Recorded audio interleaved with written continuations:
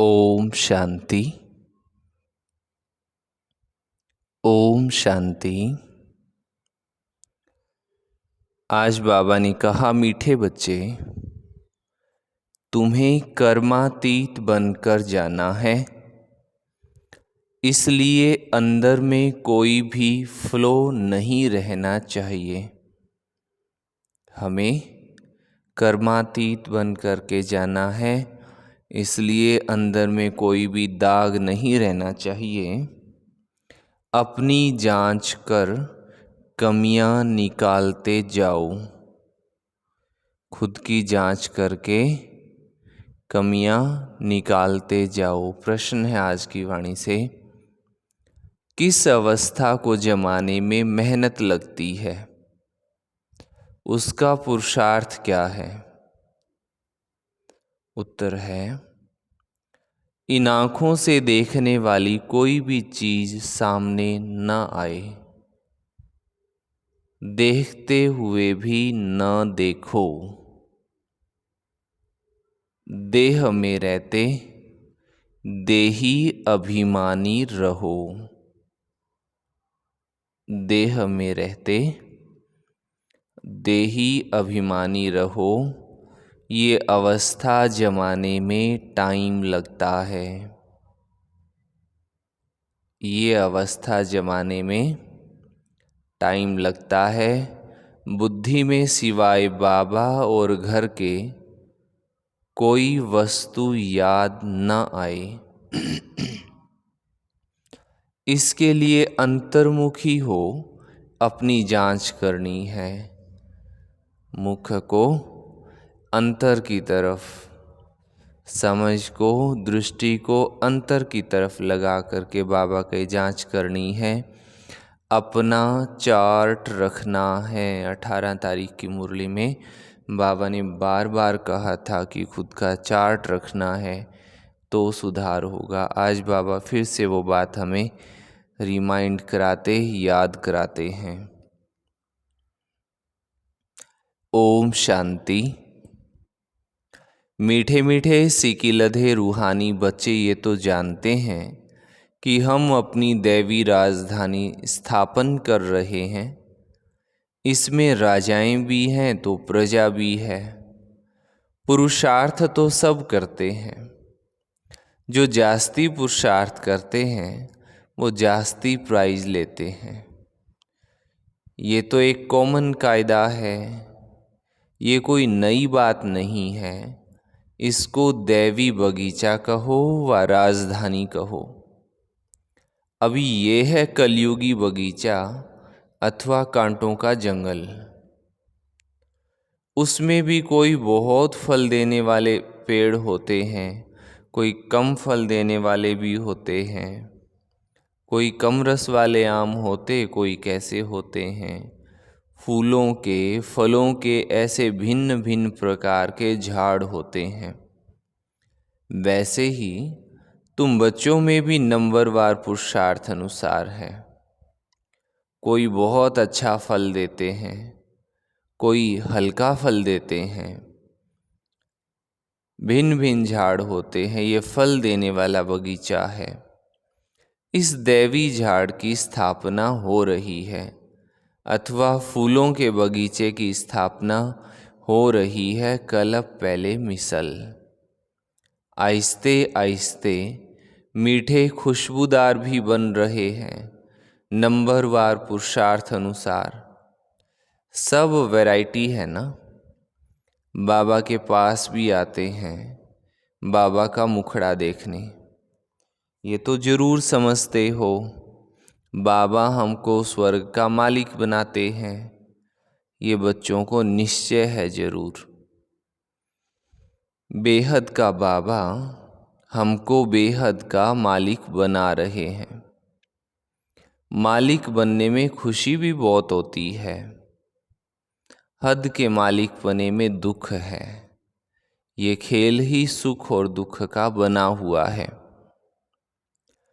और ये भी भारतवासियों के लिए ही है। बच्चों को बाबा कहे, पहले अपना घर तो संभालो। घर पर धनी की नज़र रहती है ना। तो बाबा भी एक एक बच्चे को बैठ देखते हैं कि इनमें कौन कौन से गुण हैं और कौन से अवगुण हैं। बच्चे खुद भी जानते हैं। बाबा अगर कहे कि बच्चे तुम सब अपनी अपनी खामियां आप ही लिख कर आओ, तो फट से लिख कर के देंगे, है ना। फट से लिख सकते हैं।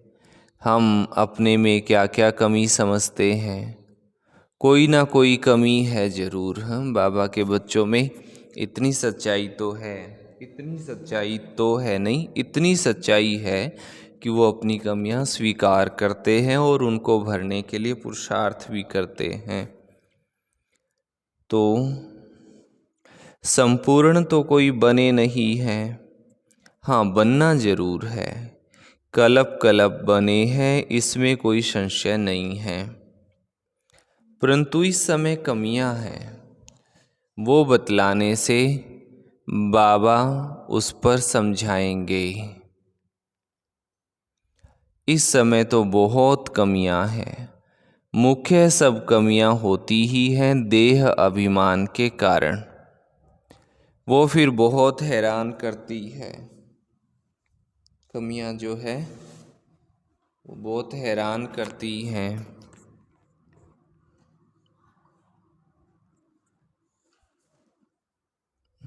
एक मिनट लक्ष्मीबेन। देह अभिमान के कारण वो फिर बहुत हैरान करती है, अवस्था को आगे बढ़ने नहीं देती। इसलिए अब पूरी रीति पुरुषार्थ करना है। ये शरीर भी अभी छोड़कर जाना है। दैवी गुण भी यहाँ ही धारण करके जाना है। कर्मातीत अवस्था में जाने का अर्थ भी तो बाबा समझा रहे हैं।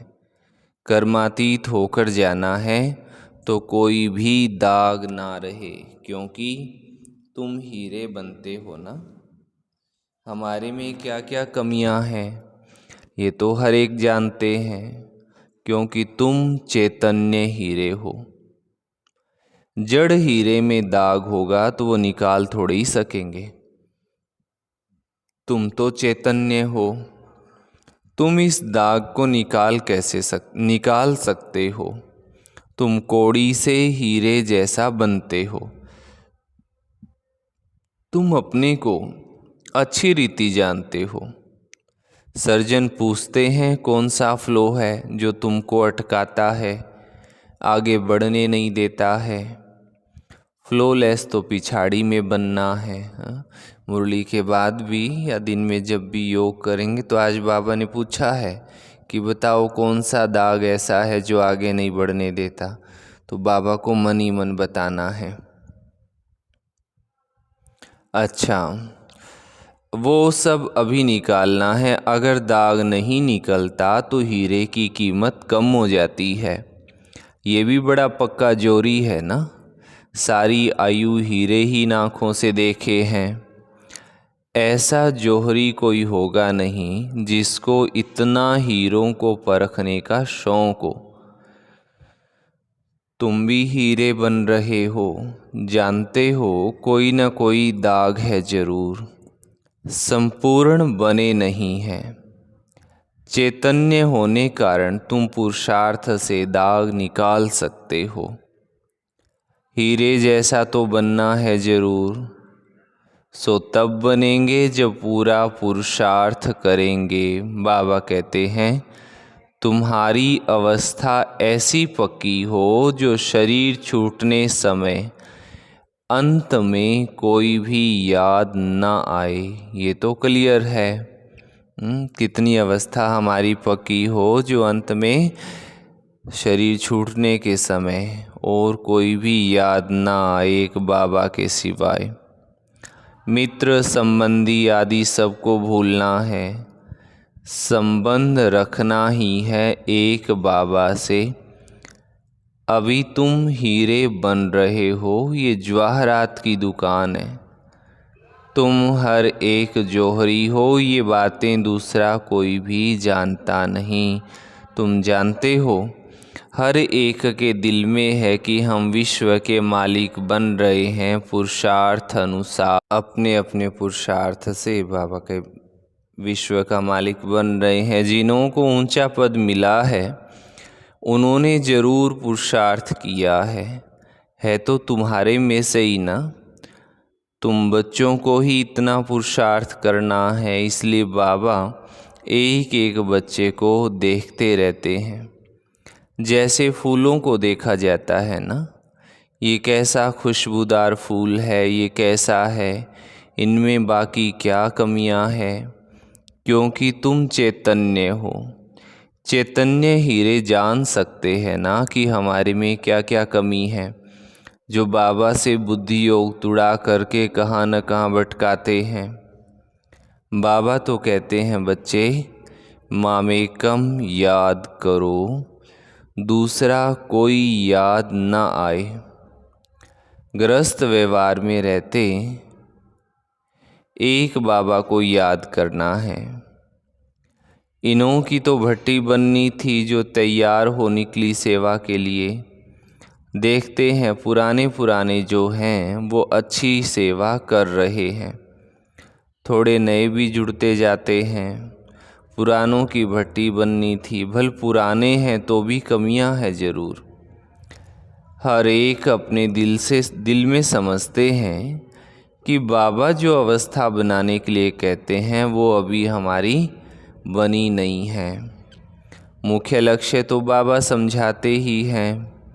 सबसे जास्ती खाद है देह अभिमान की, तभी तो देह की तरफ बुद्धि चली जाती है। देह में होते हुए देही अभिमानी बनना है। देह में होते हुए देही अभिमानी बनना है। इन आँखों से देखने वाली चीज़ कोई भी सामने ना आए, ऐसी अवस्था जमानी है। हमारी बुद्धि में सिवाय एक बाबा के और शांति धाम के कोई भी वस्तु याद ना आए। कुछ भी साथ नहीं ले जाना है। पहले पहले हम नए संबंध में आए, अभी है पुराना संबंध। पुराने संबंध की जरा भी याद ना आए। गायन भी है अंतकाल जो जैसी स्मृति में रहे, ये अभी की ही बात है। गीत तो कलयुगी मनुष्यों ने बनाए हैं, परंतु वो समझते थोड़े ही हैं। मूल बात बाबा समझाते हैं।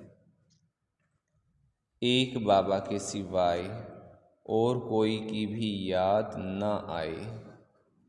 एक बाबा की याद से ही तुम्हारे पाप कटते हैं।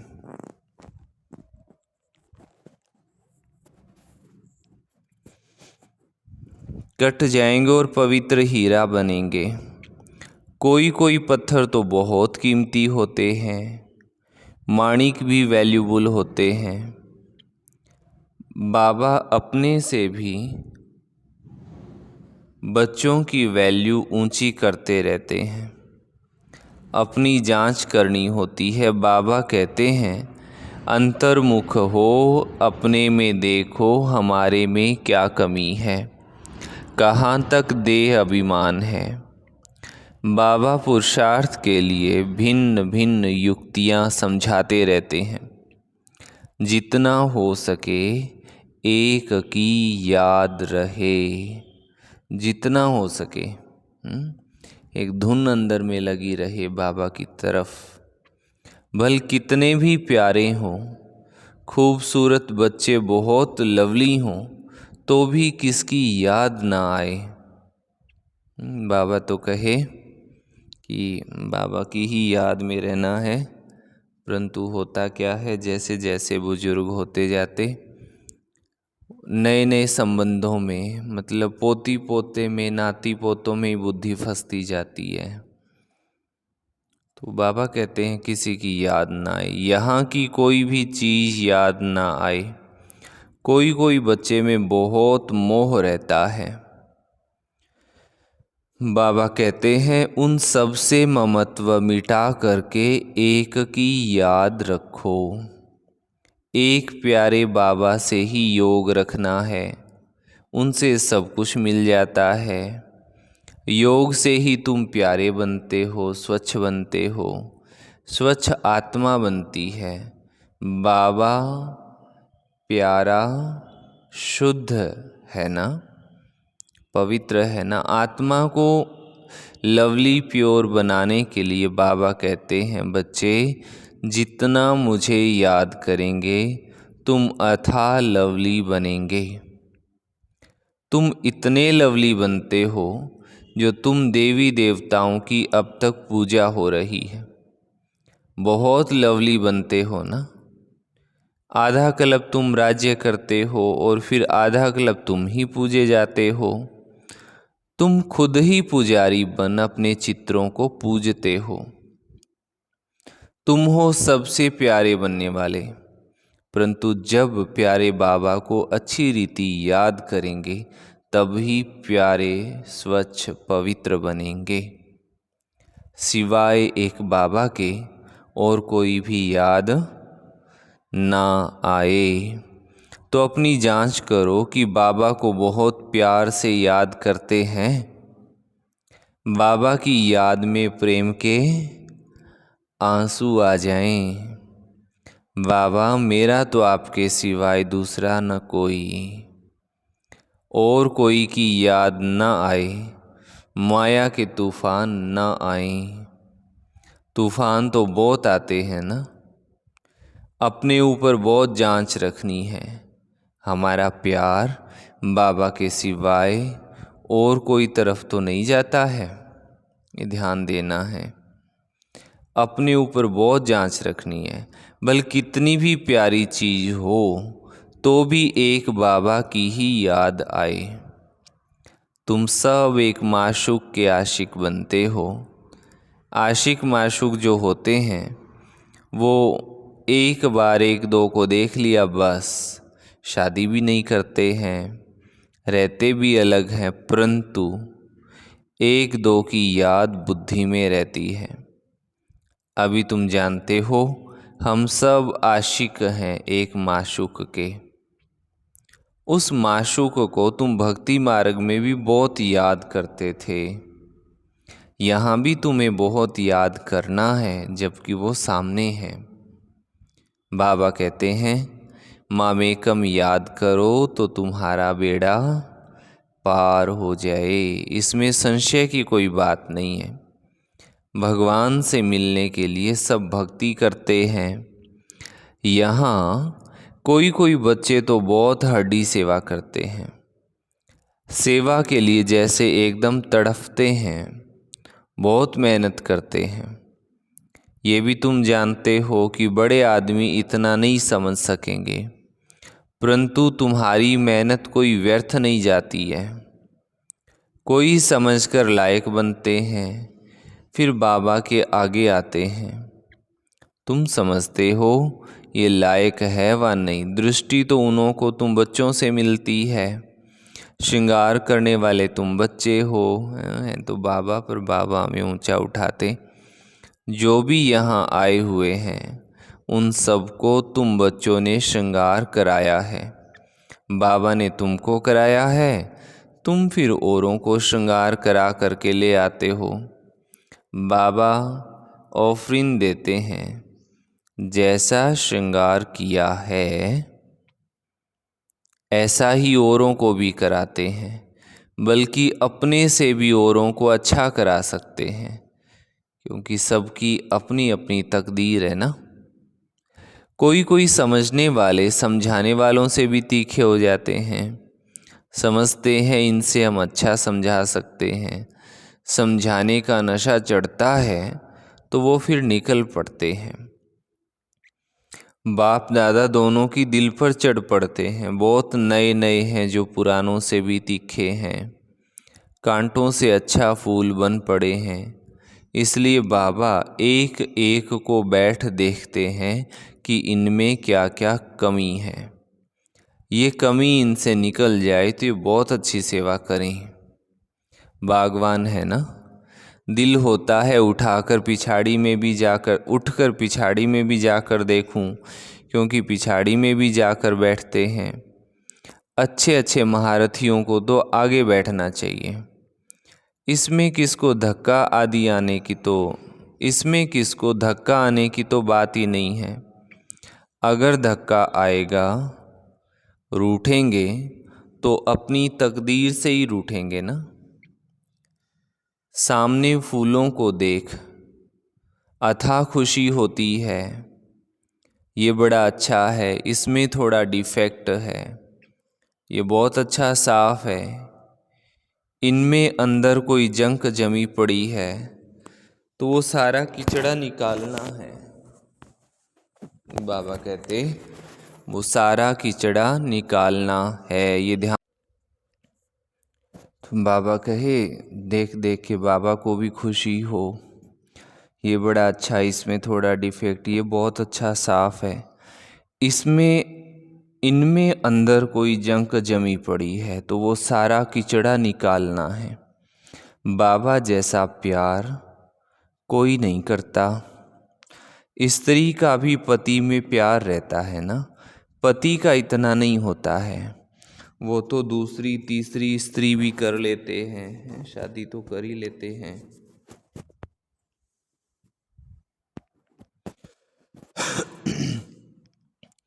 स्त्री का तो पति गया बस, या हुसैन करती रहती है। पुरुषों के लिए तो एक जूती गई और कर लेंगे, इस शरीर को जूती कहा जाता है। शिव बाबा के ब्रह्मा बाबा रथ हैं।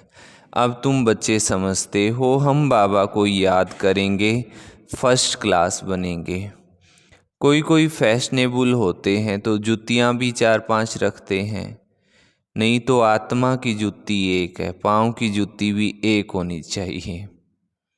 परंतु ये एक फैशन पड़ गया है। अभी तुम समझते हो बाबा से हम क्या वर्षा पाते हैं। हम उस पैराडाइज के मालिक बन रहे हैं। स्वर्ग को कहा ही जाता है वंडर ऑफ द वर्ल्ड। जरूर हेवनली परम पिता परमात्मा ही स्वर्ग स्थापन करेंगे। अब तुम प्रैक्टिकल में श्रीमत पर अपने लिए स्वर्ग की स्थापना कर रहे हो। यहाँ तो कितने बड़े बड़े महल बनाते हैं, ये सब खत्म हो जाएंगे। तुम वहाँ क्या करेंगे? दिल में आना चाहिए। यहाँ तो हमारे पास कुछ भी नहीं है। वैसे ही भल बाहर में घर गृहस्थ में रहते हैं, ये भी समझते हैं ये सब कुछ बाबा का है। हमारे पास तो कुछ नहीं, हम ट्रस्टी हैं। ट्रस्टी कुछ नहीं रखते हैं, बाबा ही मालिक है। ये सब कुछ बाबा का है। घर में रहते भी ऐसे समझो। साहूकारों की बुद्धि में तो ये बातें आ ना सके। बाबा कहते हैं ट्रस्टी होकर रहो, कुछ भी करो बाबा को इशारा देते रहो। लिखते हैं बाबा मकान बनाऊं, बाबा कहेंगे भले बनाओ। ट्रस्टी होकर रहो, बाबा तो बैठा है ना। कुछ भी करो, कैसा भी काम, बाहर जाना, बाहर से आना, किसी से मिलना, किसी से बात करना, या कोई भी काम शुरू करना, कोई भी काम पूरा करना, ये सारी बातें बाबा को बताओ। तो बाबा जाएंगे तो अच्छा, बाबा तो बैठा है ना, बाबा जाएंगे तो सब इकट्ठे जाएंगे अपने घर, फिर तुम चले जाएंगे अपनी राजधानी में। हमको फिर कलप कलप आना ही है पावन बनाने। अपने समय पर आता हूँ। अच्छा, मीठे मीठे सिके लधे बच्चों प्रति माता पिता बाप दादा का याद प्यार और गुड मॉर्निंग। रूहानी बाप की रूहानी बच्चों को नमस्ते। हम रूहानी बच्चों की रूहानी माता पिता बाप दादा को याद प्यार, गुड मॉर्निंग और नमस्ते। धारणा के लिए मुख्य सार का पहला पॉइंट है, सभी से ममत्व निकाल, एक लवली बाबा को याद करना है। सभी से रगें निकाल एक प्यारे बाबा को याद करना है। अंतर्मुख हो अपनी कमियों की जांच करके निकालना है। खुद की कमियों को खुद ही भरना है। बाबा की याद से वैल्यूबल हीरा बनना है। कीमती चमकदार हीरा बनना है। सेकंड पॉइंट है, जैसे बाबा ने हम बच्चों को श्रृंगार किया है ऐसे सबका श्रृंगार करना है। जैसे बाबा ने बहुत प्रेम से प्यार से हमारा श्रृंगार किया ऐसे हमें सबका करना है। कांटों को फूल बनाने की सेवा में लग जाना है। कांटों को फूल बनाने की सेवा में लग जाना है। ट्रस्टी होकर रहना है। कैसे रहना है? ट्रस्टी होकर के रहना है।